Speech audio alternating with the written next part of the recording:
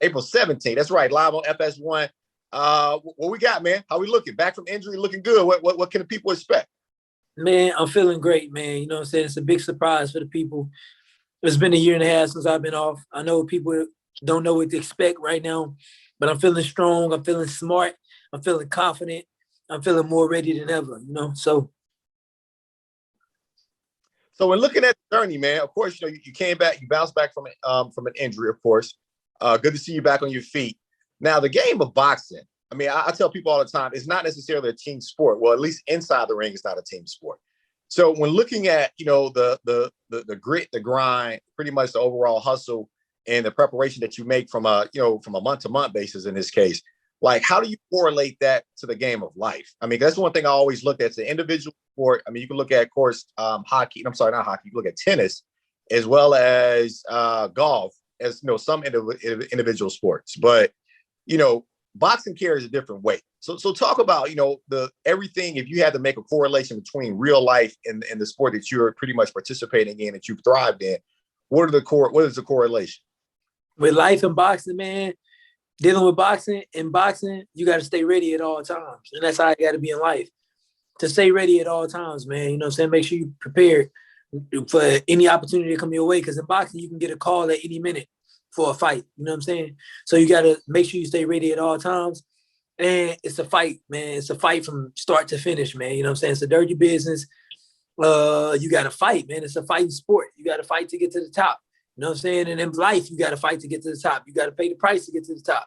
You know what I'm saying? So everything is a hustle in this sport. Everything is a fight, man. And I feel like in life, you got to fight, you know what I'm saying, to get where you want to go and to accomplish what you want to accomplish. So that's my comparison with boxing and life, man. You got to stay ready at all times and you got to fight to get to the top. How did you get into boxing? I mean, because a lot of times, this day and age, I've always been sort of interested to know, like, how does you hear the life stories about all the boxers, how they came up, how they, had to go through, rough upbringings and things of that nature. How did you in some ways start your journey, bro, and actually becoming a professional boxer? Man, I was young. I was 15. I was walking around my neighborhood, saw this guy cleaning out his garage. I offered to help him. Saw two pair of boxing gloves in there, and I asked him if I could have them. He gave me the boxing gloves for helping him clean out his garage. And I put those boxing gloves, I kept those boxing gloves in my book bag. From that day on, all throughout high school, and I used to go around boxing people, you know what I'm saying, challenging guys and stuff like that.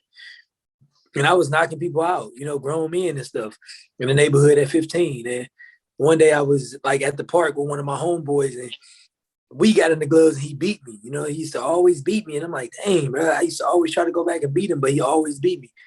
And then eventually he told me that he boxed. I'm like, and then, he was a little bit more skilled than me. I was like, dude, tell me, like, what you be doing? He's like, I box, man. And he took me to the gym with him one day, and that was all she wrote. Matter of fact, my friend that got me into boxing, he locked up.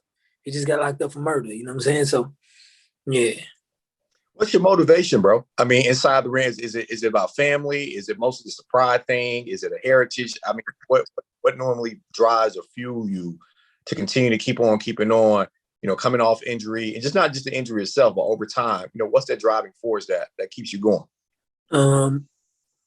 Everybody that closed the door on me, everybody that let me down, my family, my two daughters. I can't stop pushing for my daughters and my family. I got nephews and nieces that look up to me. Just, wanting to create a better lifestyle for my family and just show them a different life. And just like, my pride, man, my motivation. And I just can't stop. You know what I'm saying? Like, I've been through too much with this sport, and too many doors have closed on me. And I use all of this motivation, you know what I'm saying? From sponsors to people that I went to back me up, from haters, man, and people trying to stop me and that didn't want to see me make it. Nothing stopped me, you know what I'm saying? I'm unstoppable. I'm still here. I'm still pushing. Can't nothing to nobody stop me unless I die. Like, that's how I feel. I'm motivated. I was going to ask you, man. Now the business of boxing has changed because granted, we heard about the boxers back in the day that made a good amount of money. Of course, it was always broadcast or showing how much money was made per fights or an individual event. Now the business around that, Money Mayweather, of course, so many guys have made this actual out of the enterprise. Can you speak to that in terms of the business of boxing, how it has evolved, and how boxers really have to be about their business both in and outside the ring? Man, the business of boxing, man, it's kind of like the rap business, man. You know what I'm saying? A little bit worse than that, though. You can't trust nobody, and you can't. Me, I never done middleman. I don't do middleman. And I handle all my own business. I like to handle my own business. I like to count my own money. You know what I'm saying? I like everything to come to me. And I like to be in control of my business. You know what I'm saying? Not let nobody else control it. Not let nobody else write my checks but me. So you just gotta. You can't trust nobody, man. You can't trust nobody. It's like life.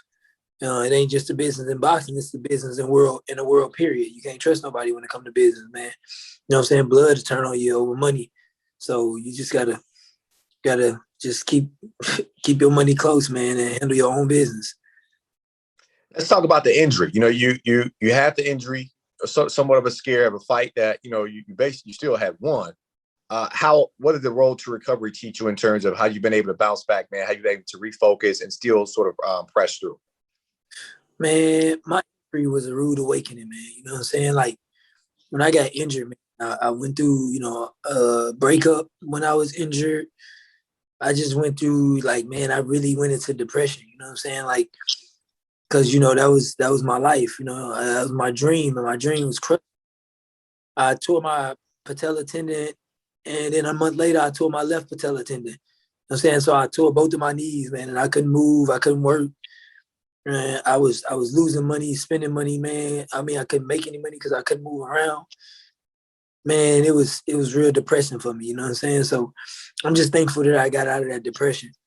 And I don't know, it taught me a lot, and it really like showed me who was there for me, and showed me, the people that was in my corner.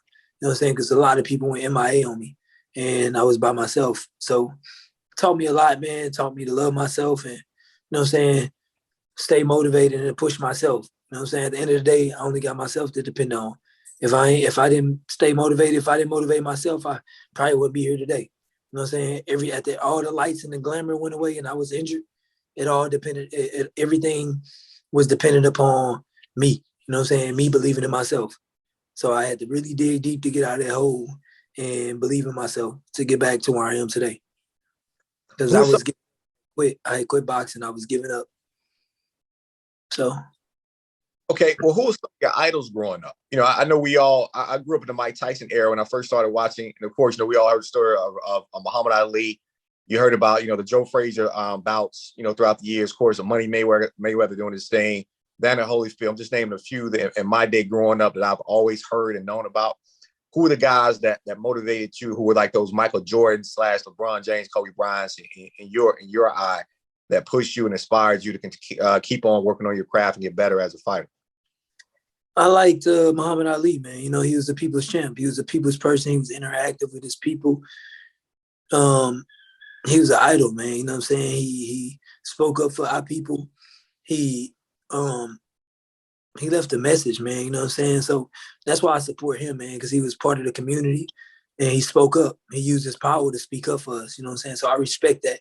I respect fighters like that. You know what I'm saying? I like Mayweather because of his skill and his smarts, man. You know what I'm saying? Like, not just only does he dominate in boxing, but he dominates the business of boxing, just the business, period. Like, his whole team is just genius, man. So I like the way he developed his team and the way he works and handles business in boxing.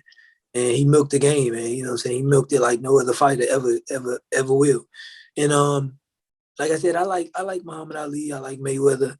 And I can't really name. I like Pacquiao. I like Pacquiao because he a people's person. He all about helping his people.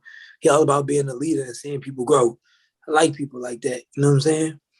I like people like that. Now, right now, the up and coming fighters or the big names right now, I like the Charlo twins. They cool, man. They can fight, like they swag, real flashy, man. You know what I'm saying? And they got some swag.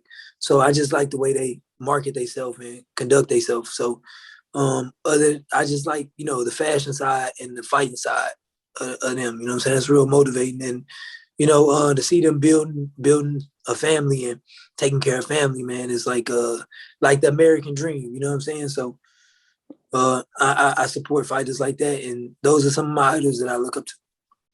Coming out of St. Louis, man, Midwest kid, inner city guy.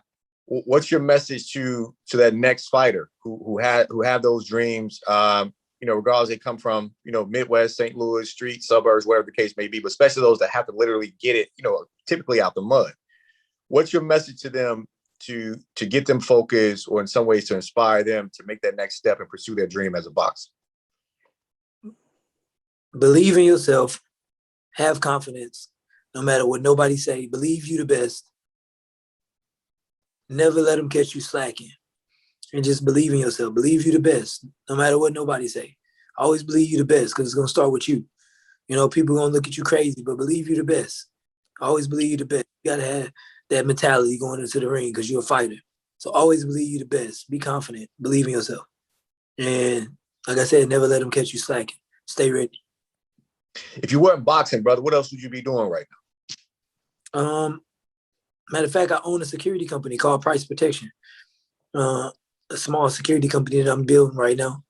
And working on, getting my real estate portfolio together, because I'm trying to get into owning property and flipping houses and stuff. Also, I do a little stocks here and there. And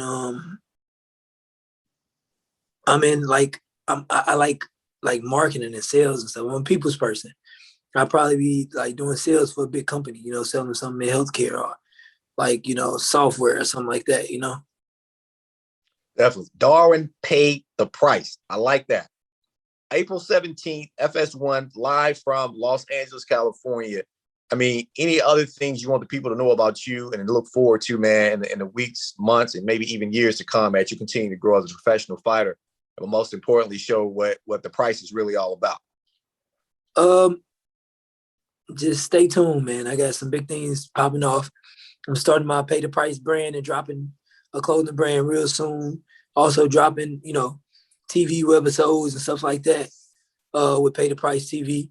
And also, man, I'm currently in the process of managing a young artist named Poppy Tone from St. Louis, man. So, I like music. So I want to, my goal and my hobby has always been to manage an artist, you know what I'm saying? But I got an artist that I deal with now named Poppy Tone from St. Louis, Missouri.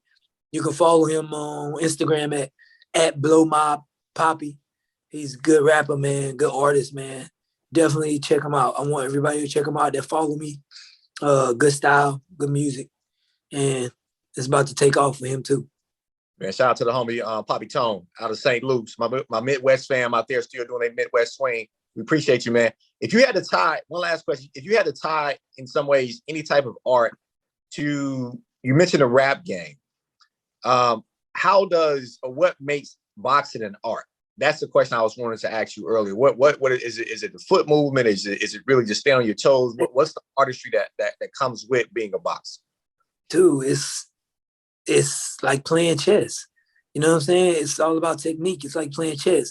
The name of the game is hit and don't get hit. It's boxing. You feel what I'm saying? A lot of people boxing careers don't last. A lot of people come out the boxing game messed up, talking with a slur. You got to survive in this sport.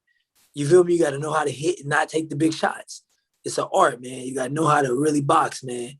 You got to know how to hit and dodge, It ain't even about a tough man sport.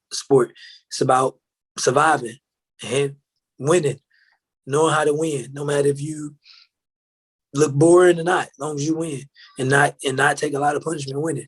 That's the whole name of the game. So you can get out the sport in one piece and you can go back to your family. Oh, I love it, man. Hey, any last words, man, to any family members, anybody to shout out, anybody want to just make it known to that, you still here, you still got love, and you still keeping it real, keep 100 with them? Thanks to all my sponsors, man. AB Jewelers, man. Iceman Nick was one of the first people to whoever sponsored me. Iceman Nick out here in Houston, big time jeweler that does a lot of jewelry people. Thanks to everybody that been supporting me. Thanks to all my fans and supporters. Thanks to Webster Law Firm, Muhammad Aziz, that's Abraham Watkins Law Firm. Thanks to Spurlock Law Firm, thanks to all the people for backing me up, man, for believing in me. Thanks to those people for not giving up on me, you know what I'm saying, and backing me up at the most important times of my life and when I really needed them. So I appreciate those people, and I want to thank my team, my Uncle Whippy, you know what I'm saying, and all of them, and my Coach K and them, Big Nick, for being here for me, man, just believing in me and rocking with me to the end, you know? That is, man. Dar and the Price. Look for him April 17th, live in Los Angeles. FS1 will be broadcasting the big fight, man. Shout out. Much love, brother. Keep doing what you're doing, man. Y'all keep it locked in right here, John Louis Radio. Next level. Until next time, we out. Peace. My man. Thank you, man. Music, interviews, podcasts, and so much more. John Louis Radio. Next level.